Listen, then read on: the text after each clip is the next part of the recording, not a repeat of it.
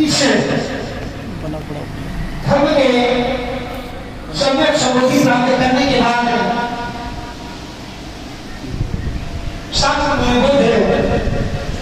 जब उस नगर श्रेष्ठी के महान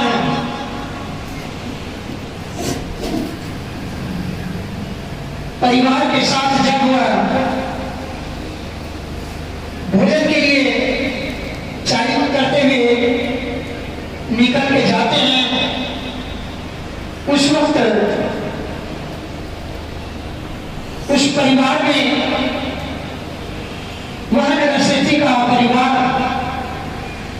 जब उस दरबार में पहुंचते हैं जो चुल्लभक्त का राज दरबार था, उस कुरुक्षेत्र में प्रभु भोजन के लिए निकले तो अपने उस परिवार में उन्होंने एक दीक्षित करने के लिए उस कुरु राज्य का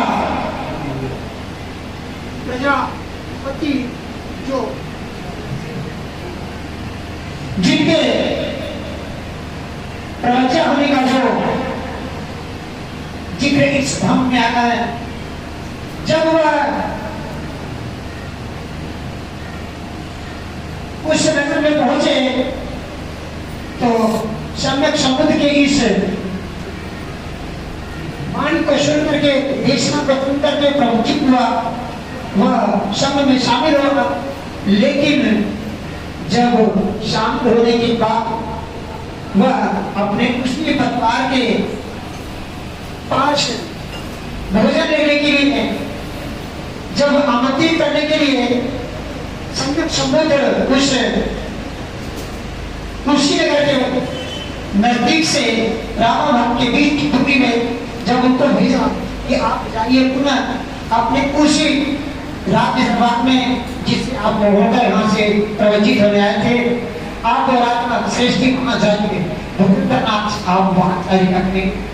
जब वो चारिका करने निकले तो वहां पहुंचते हैं तो अपने घर पे पहुंचे जब तो उनकी माता और उनके परिवार के उनकी और उनके पिताजी अपने राजमहल में अंदर बैठे हुए थे, लेकिन जब वो अपने दरबार के दरवाजे पे जाते हैं और भिक्षा करने के लिए खड़े होते हैं, 3 मिनट तक खड़े होने के बाद कोई निकल के नहीं आता है। उस महल की दासी जो सेविका थी वह निकल करके आती है और वह अपने घर में उसे भोजन के रूप में जो मिला हुआ भोजन था वह काफी खराब या निवासी हो चुका था, चावल उसे फेंकने के लिए जा रही थी। तो वह गेट पे खड़े खड़े 3 मिनट बीत चुके थे तो श्रेष्ठी राजा बोला कि आप इसे कहाँ ले जा रही है माता?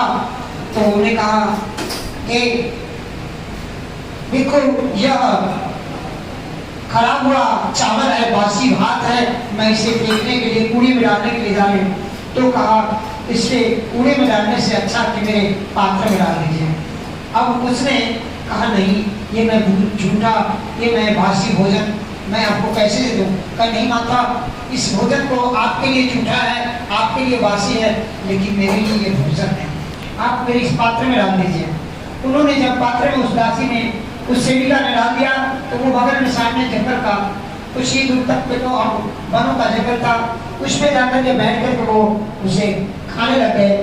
तो जब श्रेष्ठी खाने लगा भिक्षु तो उनके घर में जब दासी पहुंची है राजकुमार सेविका तो कहती है कि सुनिए आज से मैं कुछ कहना चाहती हूँ। तो राजकुमार बोली और उस श्रेष्ठी की पत्नी बोली कि बोलिए माता सेविका क्या कह रही है? कहा मैंने देखा है कि आज श्रेष्ठी राजा आपके दरबार में आए हैं। कहा ऐसा नहीं हो सकता? कहा नहीं सत्य है। कहा नहीं पक्का? कहा जी हाँ। कहा अगर ये घटना सत्य होगी तो मैं आपको आज से इस पद से मुक्त कर दूंगा, दासी से आपको मैं इस महल की दासी नहीं, इस महल की आपको सेना प्रजा की पालक बनाने का जो काम है वो सौंप दूंगी, आज से दासी आपको नहीं बनाया जाएगा। तो उन्होंने कहा ठीक है चलिए हमारे साथ आप। तो राजकुमार के पिताजी श्रेष्ठी के पिताजी राजा चुल्लवक्त और साथ में उनकी माता और उनकी पत्नी तीनों लोग पहुंचते हैं कि आइए। वो जंगल की तरफ जहाँ लेकर के गए थे वहाँ लेकर पहुंची। जब वहाँ देखा उन्होंने तो वो उसी बासी चावल को खा रहे थे। जब वो देखा तो कहा ये श्रेष्ठी राजकुमार राजा और ये राज का भाती चावल खा रहे हैं और वो भी जंगल में। तो उन्होंने कहा ये राजन आप तो हमारे महल में आए, आपको भोजन दान के लिए हम लोग आमंत्रित करते हैं। उन्होंने कहा नहीं राजा, मैं अब राजकुमार नहीं हूँ, मैं एक बुद्ध का भिक्षु हूँ, मैं संबोधि प्राप्त करने वाले भिक्षु सबके मन बुद्ध का एक रूप छोटा हूँ जो हम भिक्षु हैं। हम भिक्षु को आप कभी भी बांध करके नहीं रख सकते क्योंकि भिक्षु चलते हुए पानी बहते हुए पानी की तरह है, हमेशा वह इस धर्म का प्रचार प्रसार चल करके करता रहता है। मैं इस कार्य को करने के लिए आपके यहाँ मैं बंद करके नहीं रह पाऊंगा। तो उन्होंने कहा मैं राजकुमार नहीं हूँ, अब आप में राज दरबार की बात कर रहे हैं और मैं भिक्षु संघ की बात करूंगा, इसलिए मैं भिक्षु हूँ। तो उन्होंने कहा कि भिक्षु राजा श्रेष्ठी आपसे क्षमा याचना करते हैं, पंचांग प्रणाम करते हैं। परिवार के सारे सदस्य बैठे और वह दासी जो थी वो भी बैठे और नमन करें, बोले आपसे निवेदन है कि मेरा आप भोजन स्वीकार करें। उन्होंने कहा राजन भोजन का समय तो बीत गया है, अब मैं पूरा भोजन नहीं ले पाऊंगा, अगर आपका इतना ही आग्रह है तो कल का भोजन आप ग्रहण करा दीजिएगा, मुझे स्वीकार है। उन्होंने कहा ठीक है।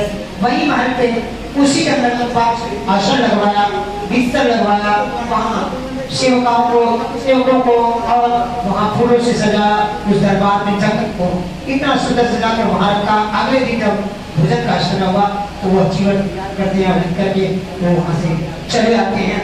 उनके घर जब जाते हैं तो घर को खूब सजा श्रेष्ठी का फिर लगभग जब वह घर सजा करके महल को सजा कर अंदर उठता है तो उन्होंने कहा ठीक है रानी अपने घर को इतना सजा दो और जितना खजाने में सोना रखा हुआ सब लाकर इतना ढेर लगा दो और ढेर लगा करके उसे कपड़े से ढक दो ताकि जब नगर का श्रेष्ठी राजा भिक्षु जब आए दिखाया जाए तो वह शायद बदल जाएंगे और फिर से पुनः राजकुमार बन जाएंगे। तो जब वो भोजन के लिए भोजन बिठाया गया, भोजन दान हुआ, भोजन कर दिया, उन्होंने मंगल गाथा कही, उन्होंने गाथा कहते कहते उत्तर गाथा कही, परिवार की मंगल कामना करी। उसके बाद उन्होंने दान के लिए कहा राजा पुनः शाक्य मुनि बुद्ध के को यह दान आपके लिए। जब उन्होंने उस दान के लिए उस रत्न में ढेर को हटाया और कहा ये आपके लिए दान है, तो राजकुमार श्रेष्ठी बोला मैं भिक्षु हूँ, अब मैं कोई प्रतापी राजा दानी या कोई मैं इस जीवन को पुनः समाज में जीवित रखने वाला प्राणी नहीं रह गया। अब मैं शाक्य मुनि बुद्ध का रूप हूँ और मैं भिक्षु हूँ। अब मैं इस सोने चांदी गहने से मेरा मोह और प्यार और लगाव दूर हो चुका है। इस कूड़े के ढेर को अक्सर एक नदी में जा करके डाल दो। कहा अरे भिक्षु आप ये क्या करें, इस सोने को कूड़े में डालते नदी में? जी हाँ, आप इस नदी में जब डालेंगे तो आपको क्या मिलेगा? क्या होगा आपको? दुख कि मेरा सारा सोना नदी में चला गया। तो राजन जब दुख होगा तो पता चलेगा कि यह सारा सोना चला गया। उसी प्रकार से अगर मैंने इसको त्याग किया, जब मैं आपके राजकुमार पर उस प्रतिष्ठा पर फिर पुनः आ जाऊंगा तो मेरा सारा से हो जाएगा जैसे आपको सोने का भंडार नदी में डालने पर हुआ था। लेकिन इस पे मिट्टी लग जाएगी, इस पे काई पड़ जाएगी, इस पे परत चढ़ जाएगी और लेकिन इसके अंदर रहेगा ये सोना। लेकिन कुछ दिन बाद जब इसकी खुदाई होगी तो जब साक्ष्य निकाला जाएगा तो भी यह क्या मिलेगा? सोना ही मिलेगा। इसलिए बुद्ध का जो मार्ग है वह ऐसा ही है। आप कितना इस पर पेंट लगा दीजिए, पॉलिश लगा दीजिए, इस पर खंडहर चढ़ा दीजिए, इस पर सीधा लेख लिखवा दीजिए, लेकिन मिलेगा तो साक्ष्य बुद्ध का ही। वाणी मिलेगी तो बुद्ध की मिलेगी। विचार मिलेंगे तो बुद्ध का मिलेंगे। इसलिए बुद्ध का मार्ग जो है बड़ा ही श्रेष्ठ इसलिए है कि वह बिल्कुल तरह, बिल्कुल खरा और बिल्कुल एकदम तार्किक और लक्ष्य है। इस पे कोई कभी भी किसी प्रकार का झूठ कभी लेख नहीं लगा सकता है। इसलिए शब्द बुद्ध की जो वाणी है आप जाने, जान करके तब पहचाने, पहचान करके तब इसे माने। बुद्ध ने कहा था पहले जाने परखे तब उसे माने।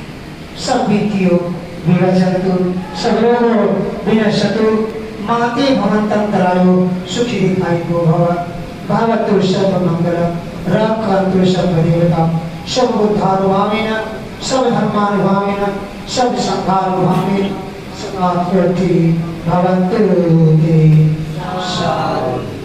सुखी हो, मंगल हो, कल्याण हो। आज के इस परिवार के देशना में आप लोगों को इस चुल्ल भक्त के प्रवचन के बाद इस धर्म का देशना देने के लिए आपके बीच उपासक हमारे बीच में बैठे,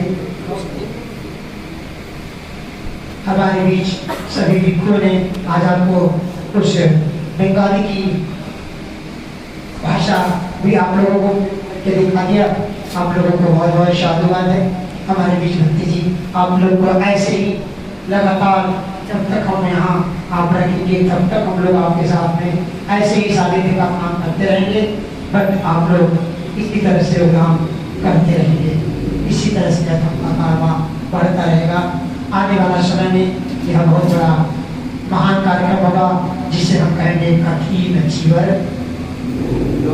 उसमें जितना बढ़ चढ़ के हिस्सा आप लेंगे ये आपका यह आपका बहुत मंगल मैत्री का कार्य होगा जिसमें आप सभी लोगों ने आने वाले समय के लिए अपने को संजोते रहिएगा। 1 से 4 को जोड़ते रहिएगा, 8 को जोड़ते रहिएगा ताकि लगे कि यह कार्यक्रम गाजियाबाद में किसी उपासकों के माध्यम की वजह से यह कार्यक्रम यहाँ पर आज पहली बार हुआ है कि इस गाजियाबाद शहर के अंदर एक वर्षावास का कार्यक्रम चल रहा है। आप लोगों ने इसके लिए अपना योगदान दिया, बहुत बहुत साधुवाद है, बहुत बहुत मंगल कामना है। आप लोगों को इस दिए हुए आज के भोजन दान और संविधान और परिवार के धर्मदान के लिए कोटि कोटि मंगल कामना करते हैं तथा कृपा करते हैं। अपने शब्द से अनुदेश करते हैं कि आप सभी लोगों के जीवन के लिए उत्तम मंगलकारी कार्य करें, धर्म कला भी बनाएं, मंगलकारी बनाएं, कल्याणकारी बनाएं। सुखी हो, मंगल हो, कल्याण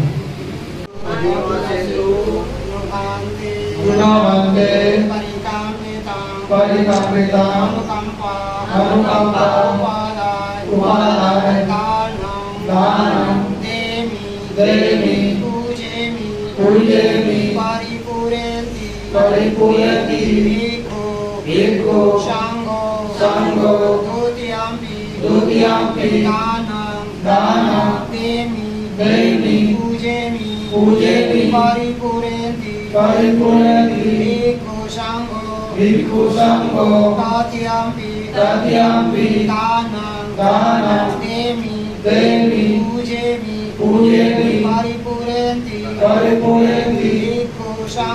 Bhikkhu Sangho Danam Dadantu सदाय शीलाग्रभान्तु सर्वदा भावना विरतान्तु गच्छन्तु देवतागता अभिवादं शिलासनिच्च वड्डापचारिणो चतारो रामा वदति आयुर्वाणो सुखासारथि सपीतियो विवाचन्तु सबरोगो विनाशतु मा ते भवन्तन्तराय सुखीर्घायुको भव भवतु सर्वमङ्गलं रक्षन्तु सर्वदेवता सर्वबुधानुभावेन सदा सोऽधि भवन्तु ते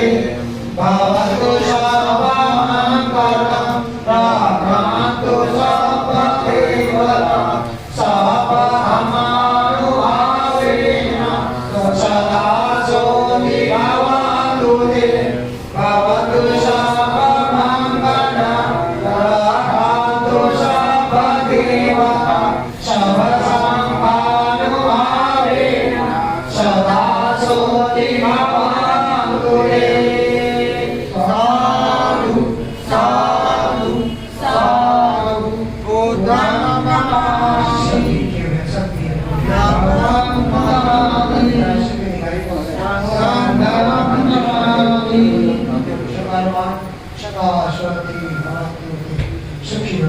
ऐना तो पानी है, पानी है।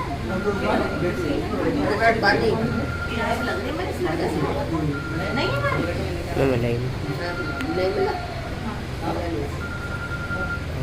कहाँ रखा पानी इधर पानी हाँ पानी